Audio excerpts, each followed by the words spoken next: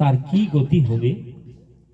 যারা দুরাচার ব্যক্তি তার কি গতি হবে? ভগবান অর্জুনকে বলছে, আপনারা বলবেন, ক্ষিপ্রম ভবতি ধর্মাত্মা সসৎসন্তি নিগচ্ছতি কুন্তি পুত্র জানাহি নো মে ভক্ত প্রণশ্যতি।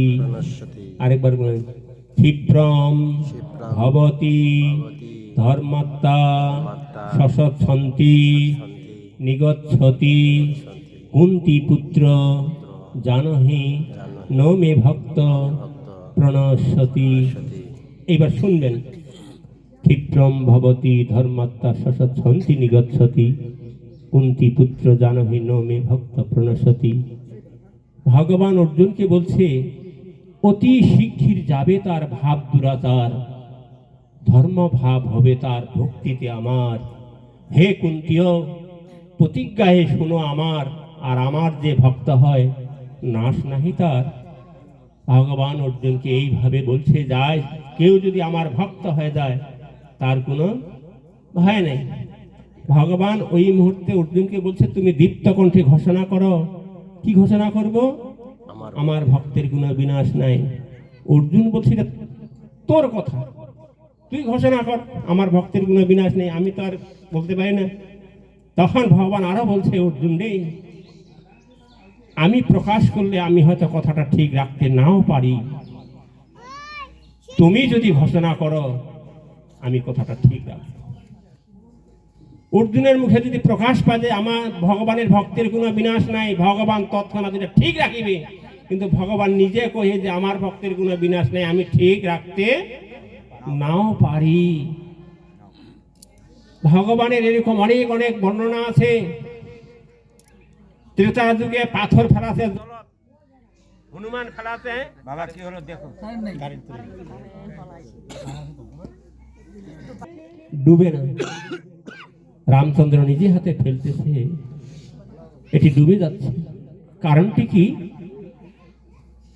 ভগবান যাকে ছুঁড়ে ফেলে দেয় সে ভাসতে পারে না। ওইটাই সেখানে বুঝিয়ে দিয়েছে যে ভগবান যদি কাউকে ছুঁড়ে ফেলে দেয় সে তলিয়ে যায়। এখন ভগবানের যারা গুণ মহিমা করে, আপনারা এখন সুন্দরভাবে কীর্তন বর্ণনা করছেন। আমাদের অনেক কীর্তনে এক জায়গায় বলা আছে, আমরা পঞ্চরোগে হত হয়ে আছি। পঞ্চরোগে হত, এই পঞ্চরোগ হত এখন কি করলে আমাদের অসুস্থ হলে লোক দুর্বল হয়ে পড়ে, কথাবার্তা নেই। এখন সুস্থ কিভাবে হওয়া যায়? সুস্থ তো বলতে হবে, মুখ দিয়া বলতে হবে। আপনার যদি সময় মতো ধীরে আস্তে ধীরে মনের সুখে বলেন, যেমন আমাদের শ্রেষ্ঠ ধাম কোনটি? বৃন্দাবন ধাম। যদি কেউ বলে বৃন্দাবনের পথে পথে গাইব রাধা নাম, আমরা কি হরিনাম করলাম? কি করলাম?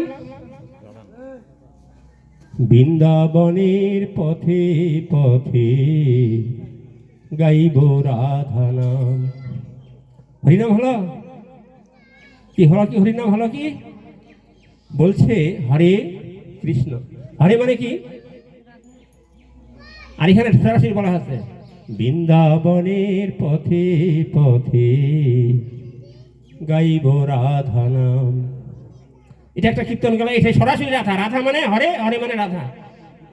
আচ্ছা, যদি আমরা কোনো সময় চিন্তা করে কীর্তন করি, ধন মোর নিত্যানন্দ পতি মোর গৌরচন্দ্র প্রাণ মোর যুগল কিশোর, আপনার রোগ থাকতে পারে? অবশ্যই যাবে। আবার